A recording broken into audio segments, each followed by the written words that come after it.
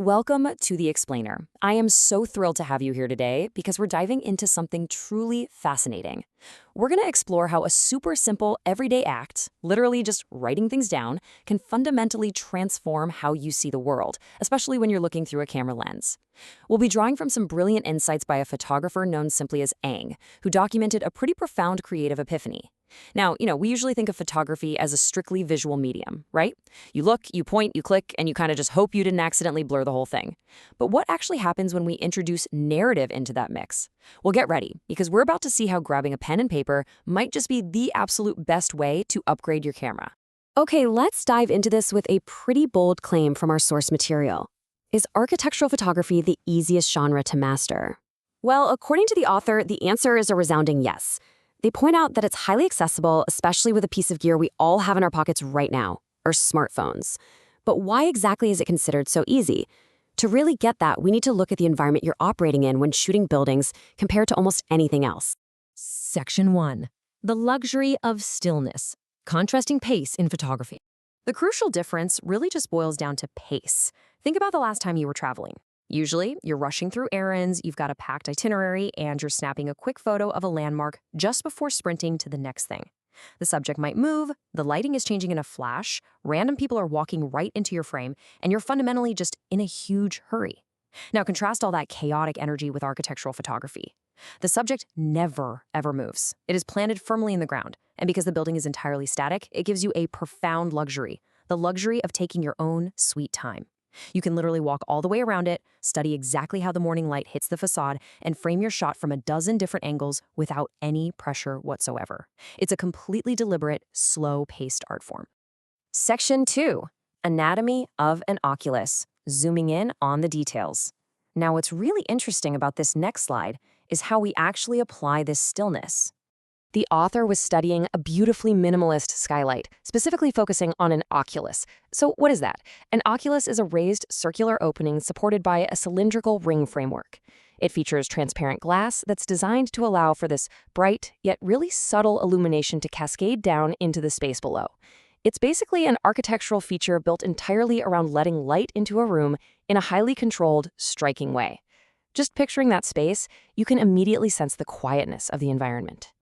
Let's look a bit closer at the actual structural components of this oculus, because the author actually took the time to meticulously write down exactly what they were seeing.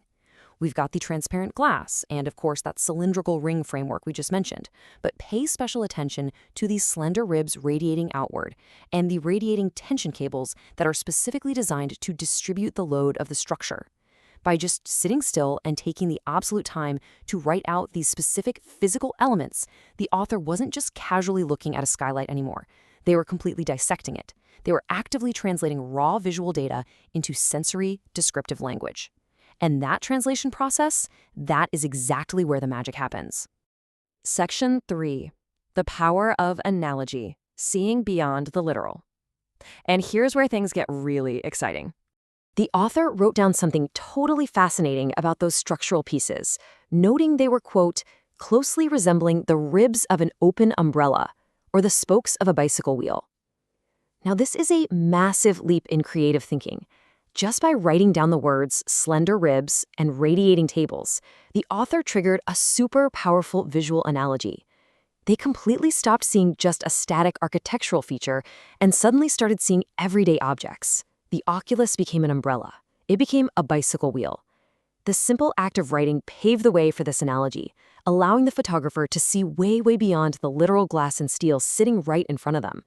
So this leads us to a really fascinating creative problem.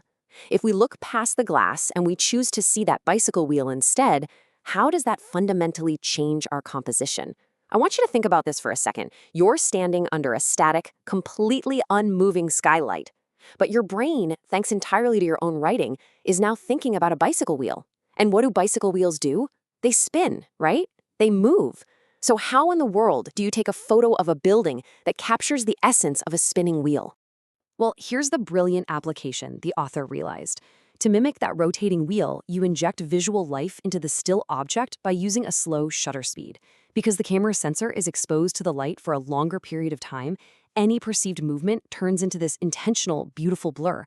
You're basically simulating a spinning effect on a structure that is literally bolted to the roof. It's absolutely ingenious.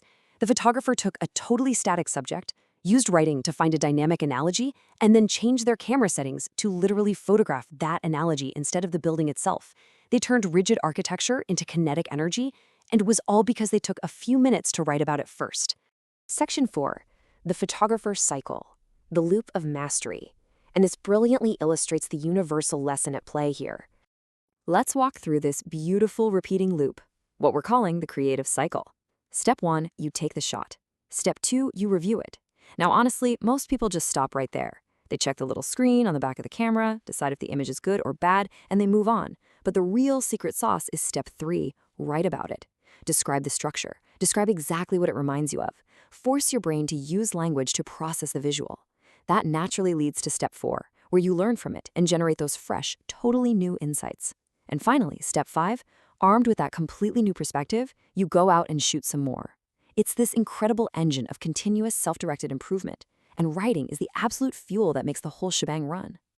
So I want to leave you with this provocative thought as we wrap up today's explainer. How will writing about your next static subject inject visual life into your own creative work? The next time you find yourself with the luxury of stillness, whether you've got a professional heavy-duty camera or just the smartphone in your pocket, I highly encourage you to put the lens down for just a second.